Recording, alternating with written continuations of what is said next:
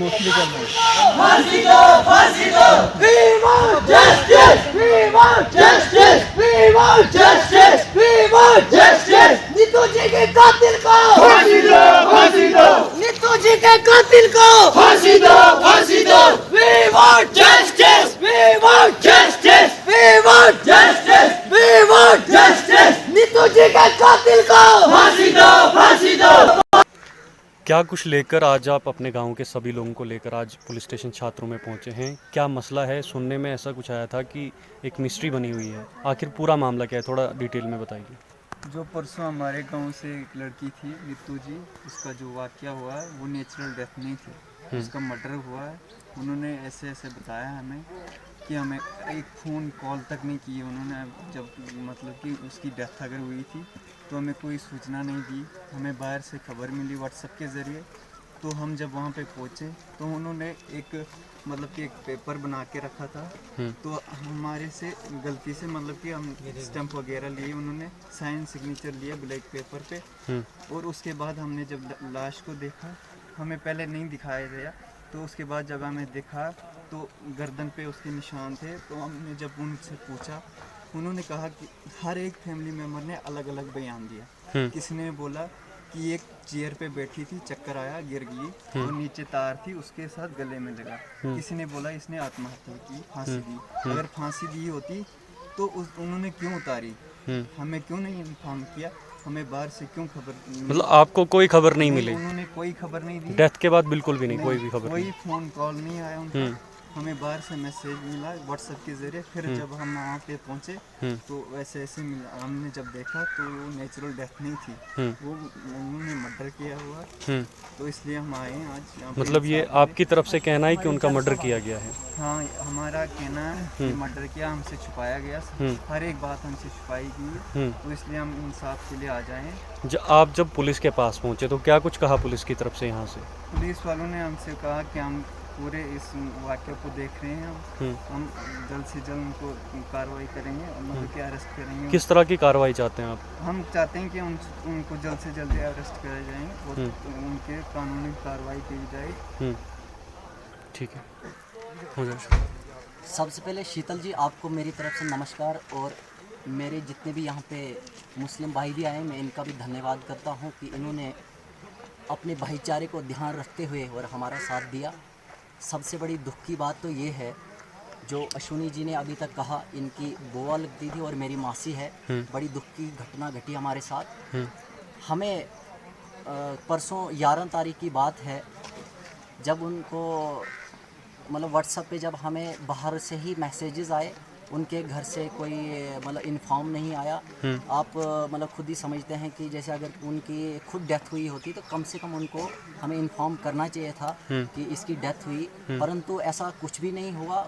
हम चाहते हैं, हमारी यही मांग है कि हमें इंसाफ मिलना चाहिए। डेथ कब हुई है ये आपको पता कब लगा? रात को हुई है और बाहर ही हमें व्हाट्सएप पे मैसेजेस वगैरह आए और फिर किसी ने बाहर से हमें फ़ोन किया कि ऐसे बात हुई। जब हमारे उनकी मदर वहाँ पे पहुँची तो उन्होंने जब स्वयं उनको देखा तो हमें मतलब वहाँ पे फिर सब दिखा कि ये खुद मरी नहीं है, इसको मारा गया है।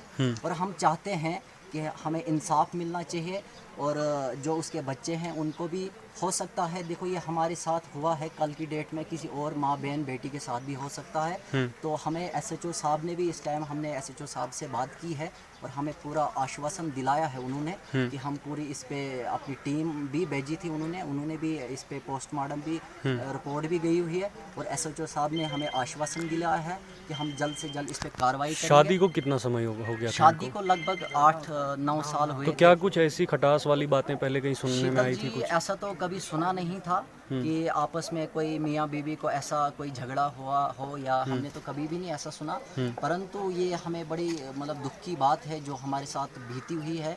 हम चाहते हैं कि इस पे सख्त से सख्त कार्रवाई होनी चाहिए और जिसमें जो भी इसमें इन्वॉल्व है, चाहे जो भी उनके फैमिली के जो भी इन्वॉल्व है इसमें, उनके मतलब जेल की सलाखों के पीछे होने चाहिए और उनको सख्त से सख्त सज़ा मिलनी चाहिए। हमारी मांग यही है और हम चाहते हैं कि आने वाले समय में ऐसा समाज में कोई ऐसा काम दोबारा ना हो। इसलिए हम चाहते हैं जो भी इस कातिल है तो उसे सज़ा मिलनी चाहिए। हमारी मांग यही है। धन्यवाद। ठीक है, बोलो। मैं नायब सरपंच सुरेश राठौर पंचायत कुछाल सी का रहने वाला हूँ। हमें चंद रोज़ पहले एक हादसा हुआ हमारे पंचायत में। एक लड़की थी जिसकी शादी कबल 8-9 साल पहले होड़ना में हुई थी और वहाँ पे उनके 3 बच्चे हैं।